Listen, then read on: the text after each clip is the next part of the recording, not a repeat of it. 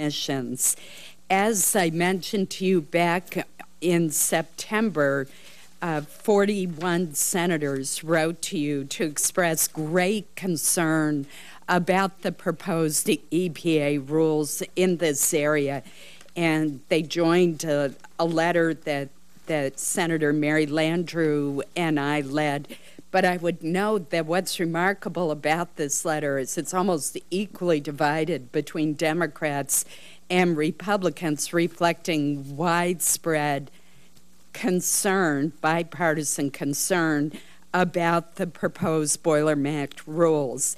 And we wrote then that we were concerned that they would result in significant job losses to the forest products industry at a time when the industry was really struggling, laying off workers, mills were closing, and that we also were concerned that it would discourage the use of wood biomass in wood, pulp, and paper facilities. To EPA's credit, you answered our letter very quickly and said that you would take another look at the rules. And I know you tried to get additional court time and could only get an additional month rather than the 15 months, I think it was, that you requested.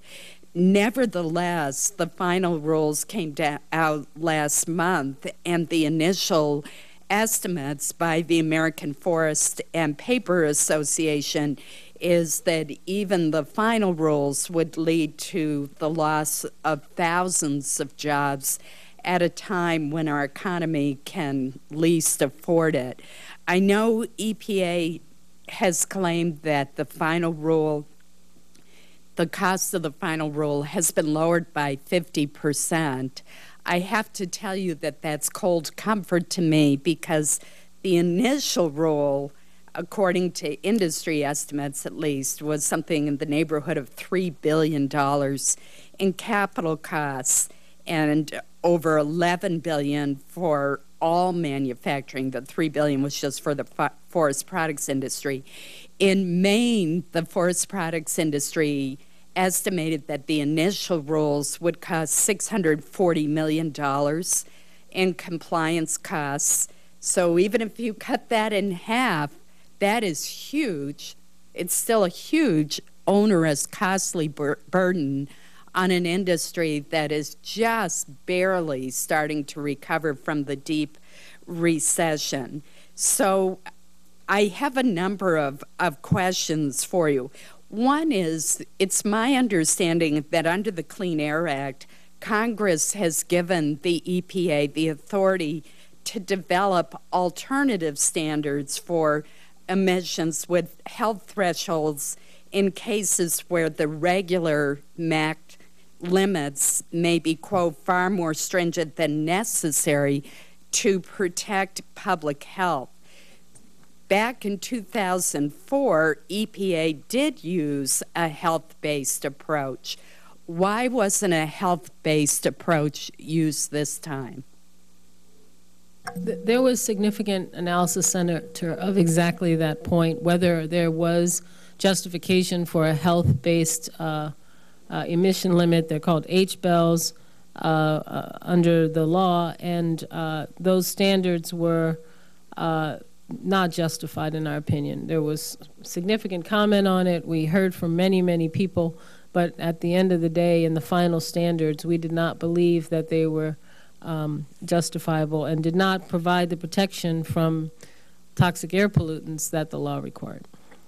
Well, I have to say that Congress gave you that authority for a reason, and to set limits that are far more stringent than necessary to protect public health at a time, particularly when the economy is very fragile, it really concerns me.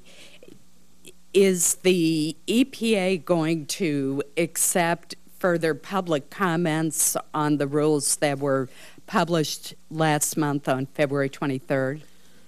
Yes, Senator, using the reconsideration process, which is part of the Clean Air Act, is built into the law, we are soliciting and now accepting comments from members of the public because the final rule was significantly different than the proposal. And how long, since as you point out, the final rule is significantly different, how long do you expect that public comment period to be? I believe it's 60 days, Senator. 60 or 30? I don't know. I believe it's 60 days, but we'll get back to you for the record. I hope that it would be as long as possible, 60 to 90 days, so that there can be ample time to review the rules. The mills in my state have started doing their analysis. They still have many concerns about what the impact would be. I know the White House is asking EPA and indeed all agencies to take a hard look at pending rules that have an impact on job creation and preservation, and I certainly think this falls in that category. Thank you, Senator. There is a 3-year compliance period for these standards, and I expect as part of the reconsideration we may be asked to delay the effective date while we're in the reconsideration process. I do want to point out, because I think I might not have been clear, that when we looked at the health-based emission limit, we looked as to whether there was another standard that would be protective for mercury, lead, arsenic, all the acid gases included in the rule. But the rule, while being much cheaper, has phenomenal public health benefits that I don't want to have overlooked. By the year 2014, when it's implemented, 2,500 to 6,500 premature deaths avoided, 1,600 cases of bronchitis, 4,000 non-fatal heart attacks.